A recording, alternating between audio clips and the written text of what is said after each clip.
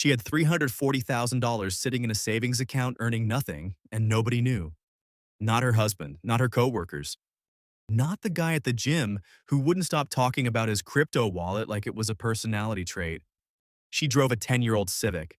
She packed lunch in a Tupperware container that had lost its lid years ago. And every single person who met her assumed she was struggling. She wasn't struggling. She was winning a game most people don't even know they're playing. Here's the thing that's going to bother you for the rest of this video. The people who look rich are usually the ones bleeding money the fastest, and the people who actually have money are almost impossible to spot. That's not an accident. That's a strategy. And by the end of this, you're going to understand exactly how it works. Because I'm going to hand you 10 specific moves, small ones, almost boring ones, that quietly separate the people who build real wealth from the people who just look like they have it. But first, I need to tell you about the two envelopes. Because one habit on this list sounds insane when you first hear it, and it's the one that changed everything for me. I'll get there. Stay with me. Let's start with the one nobody wants to hear because it's not sexy, and sexy is what keeps people broke. Move number one. You have to become boring on purpose. There's a study, Thomas Stanley and William Danko wrote about it in The Millionaire Next Door, and it wrecked the entire image of what wealthy actually looks like. Most self-made millionaires in America don't drive luxury cars. They don't wear visible logos. They live in the same modest house for 20 years while their neighbors upgrade every 5. The ones flashing money are, more often than not, financing the illusion of wealth with debt. Real wealth doesn't announce itself, it compounds in silence. So the first move is simple and it costs you nothing. Stop dressing for the life you want and start building the balance sheet for it instead. Nobody claps when your net worth goes up. That's exactly why it works. Move number 2 is the one that actually made me angry when I first understood it. Automate your savings before you ever see the money. Not after payday, before. The second your paycheck lands, a piece of it should already be gone, moved somewhere you can't casually tap it. Behavioral economists call this paying yourself first. And there's a reason it beats willpower every time. Willpower is a finite resource, and by 6 p.m. on a Tuesday after a rough day, yours is gone. You will talk yourself into the takeout order, the impulse buy, the I deserve this. But money that's already moved isn't a decision anymore. It's just gone, quietly, into your future. Set it up once, never touch it again. That's the whole move. Now, here's a small reward for staying with me this far, because you've earned it. Did you know the average American who can't save money is still spending more on subscriptions they forgot about than they think? Somewhere between $3 and $11 a month, times 4 or 5 services, times 12 months, times however many years you've been meaning to cancel that. That's not a lecture. That's just math sitting quietly in your bank statement, waiting for you to notice it. Which brings us to move number 3. The audit nobody wants to do because it feels like admitting failure. Once a quarter, go through every single recurring charge on your card. Every app, every trial that turned into a subscription, every streaming service you forgot you had 2 of. This isn't about deprivation. It's about awareness. You cannot build wealth quietly if you don't even know where the leaks are. I know a guy, an engineer, 28 years old, 6 figures, genuinely smart with numbers at work, who found out he was paying for 4 different meditation apps. 4. He downloaded a new one every time he felt stressed and forgot to cancel the last one. That's $40, $50 a month leaking out of a smart man's account because nobody ever taught him that convenience is the most expensive word in personal finance. You feel that one, don't you? Because it's not really about him. It's about the things sitting in your own account right now that you already know about and haven't dealt with. Let's talk about the reframe that changes how you see every purchase from now on. Move number 4. Stop asking, can I afford this? Start asking, what does this cost me in hours? A $4 coffee isn't $4. If you make $25 an hour after tax, that coffee just cost you almost 10 minutes of your one finite, non-refundable life. Do that every day for a year and you've traded roughly 60 hours, a week and a half of your actual existence, for caffeine You could have made it home for 30 cents. I'm not telling you to never buy the coffee. I'm telling you to buy it on purpose, wide awake, instead of on autopilot. Wealthy people aren't cheap, they're intentional. There's a massive difference, and almost nobody teaches you where the line is. Here's where it gets uncomfortable because move number 5 is about the people around you. And I promise I'm not trying to start a fight in your group chat.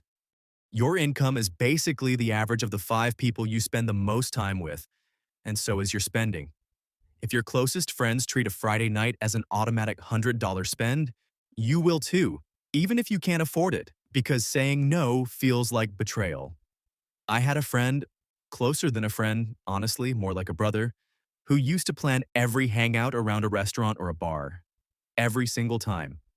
When I started suggesting hikes instead, or cooking at his place instead of ordering in, there was this awkward silence the first 2 times. Then it just became normal.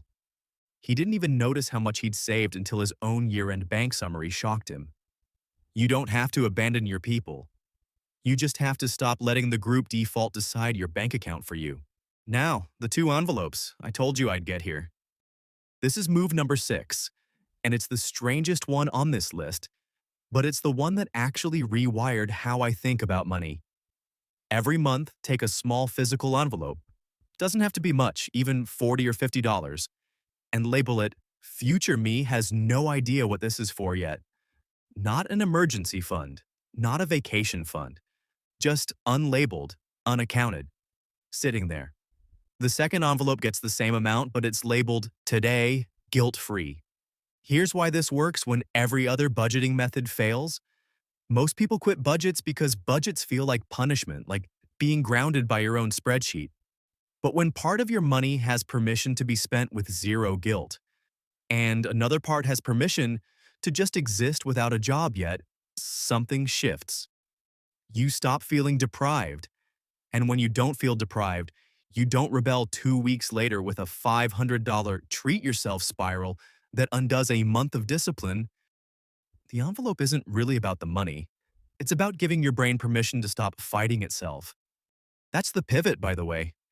Everything up to this point sounded like restriction. This is the moment you realize the real secret isn't restriction at all. It's designing a system where the disciplined choice and the easy choice are the same choice. That's it. That's the whole unlock that separates people who stay rich from people who get rich for 18 months and then blow it all. Move number 7 builds directly on that. Negotiate everything quietly without making it a personality. Your rent renewal, your internet bill, your insurance premium. Most companies build a loyalty tax into their pricing, betting you'll never call and ask. A 5-minute phone call once a year just asking, "Is this the best rate you can offer me?"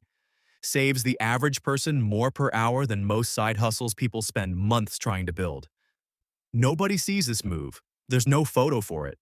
But it's one of the highest return actions available to literally anyone with a phone and 10 minutes.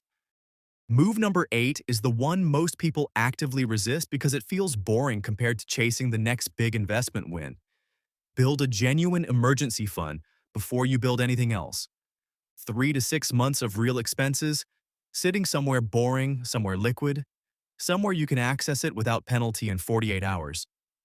This isn't glamorous. It won't make a good story at a dinner party. But here's the truth nobody tells you. The single biggest destroyer of long-term wealth isn't bad investments. It's being forced to sell good investments at the worst possible moment because you had no cushion when the car broke down or the layoff hit. The emergency fund isn't sitting there to make you money. It's sitting there so a bad month doesn't turn into a bad decade. Move number 9. And this one's for anyone who's ever felt behind, which, statistically, is most of you watching right now. Stop comparing your year 1 to someone else's year 15. There's a story about a shopkeeper, a small grocery owner, who for the first 6 years of his business barely broke even.